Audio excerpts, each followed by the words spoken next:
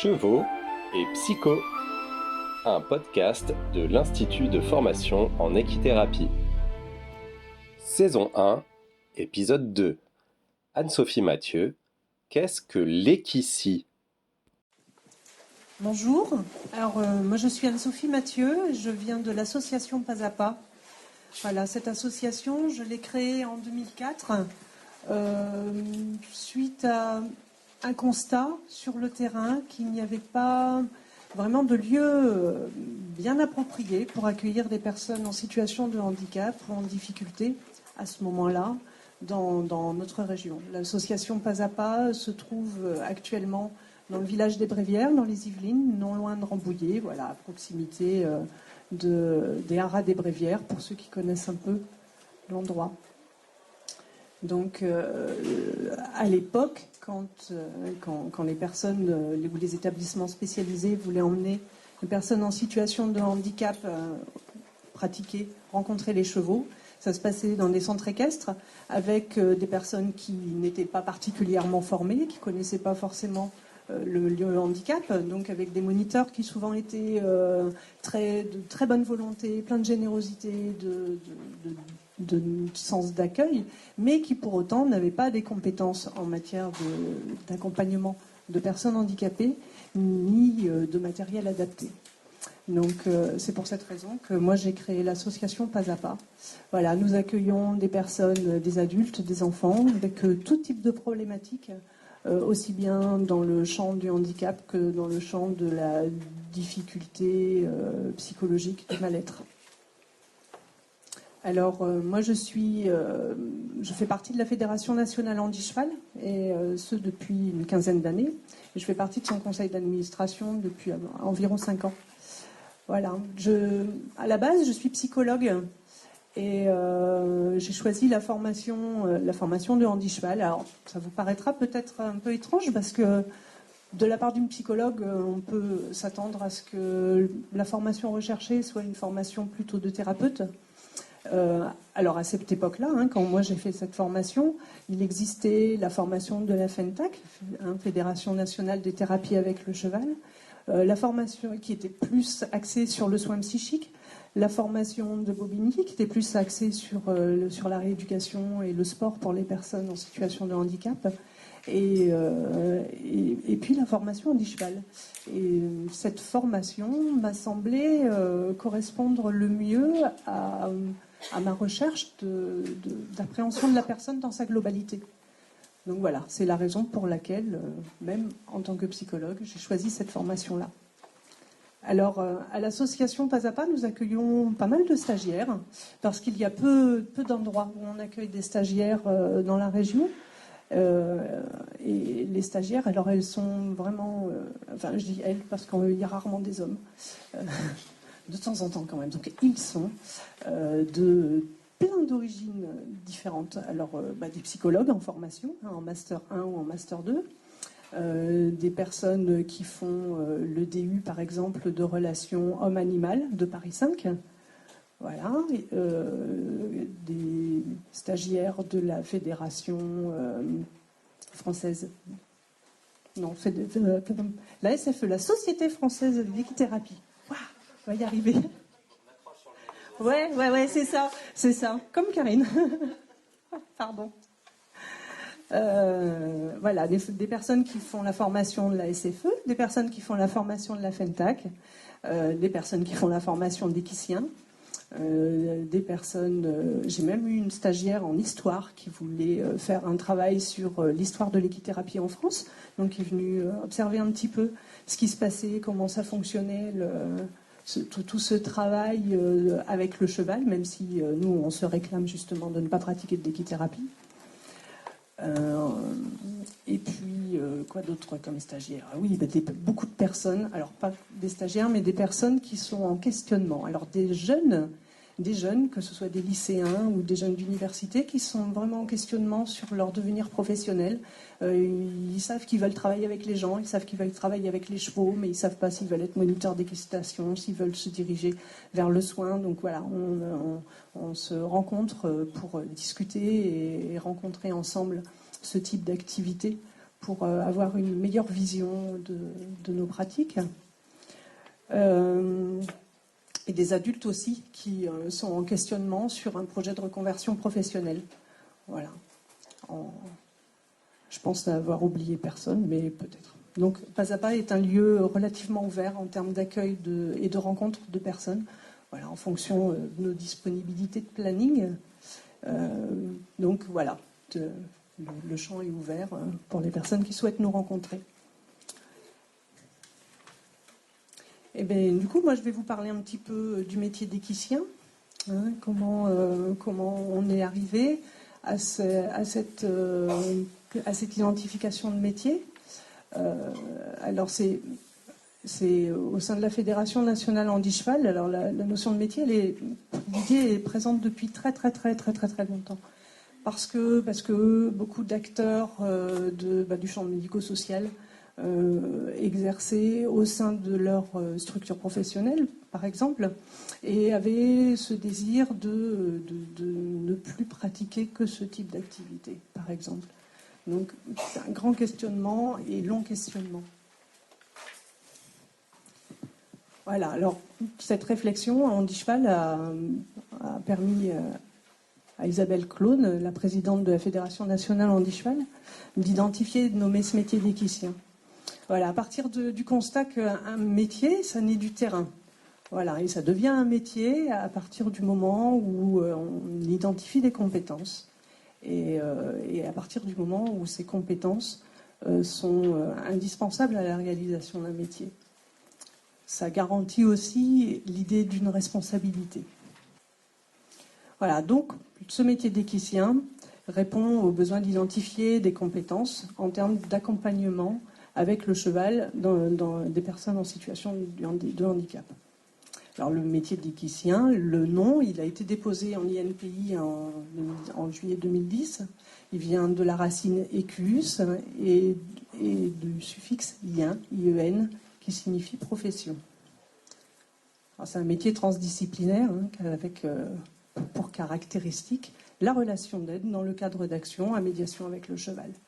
En juillet 2010, alors des professionnels qui travaillaient avec les chevaux, qui étaient en mesure, qui avaient la compétence pour encadrer des activités avec les chevaux et accompagner des personnes en situation de handicap, se sont regroupés pour créer un syndicat des équiciens.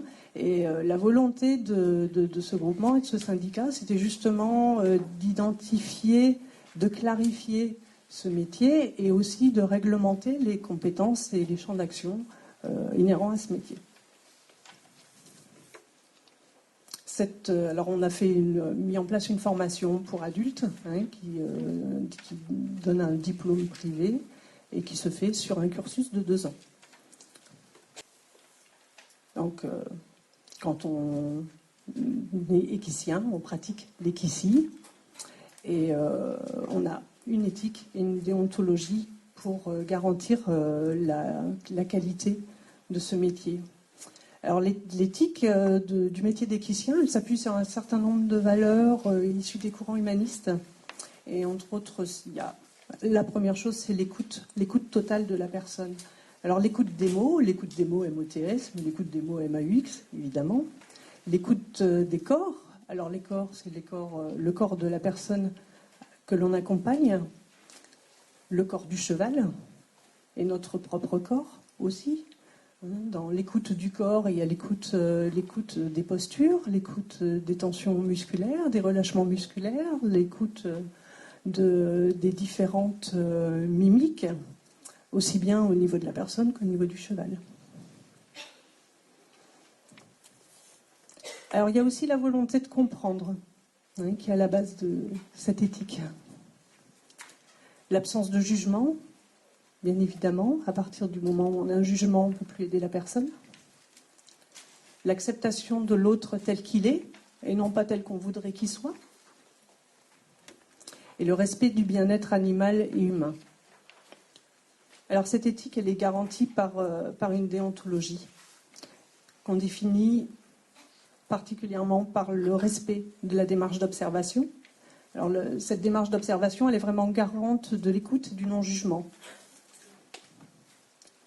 c'est une démarche scientifique qui se base sur l'éthologie générale et sur de la méthodologie de l'observation. Alors, qui dit observation dit recueil de données.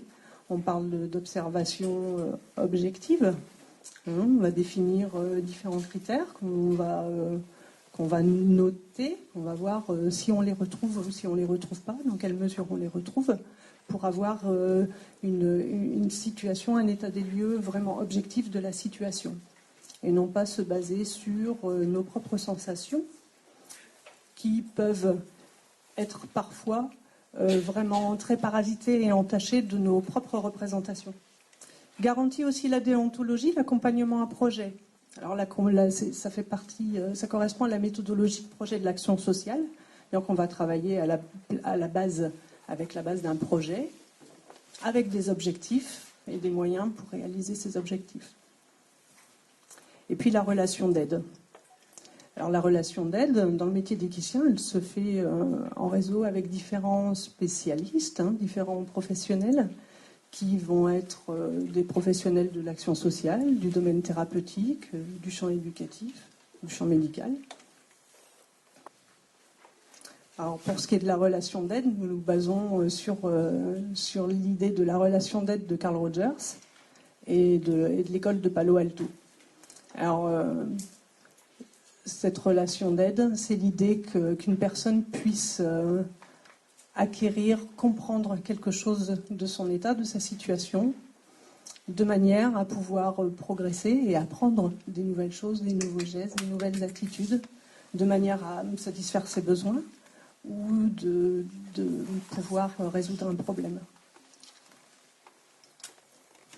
Voilà, donc l'équicien inscrit son activité dans le cadre de l'action à médiation animale et il construit son accompagnement sur la méthodologie de projet de l'action sociale. Alors, nous, on se réfère à la loi du 2 janvier 2002, loi du 11 février, je lis parce que les dates, j'ai du mal, 11 février 2005, qui rénove et modernise la loi de 1975 qui régissait l'organisation de l'action sociale.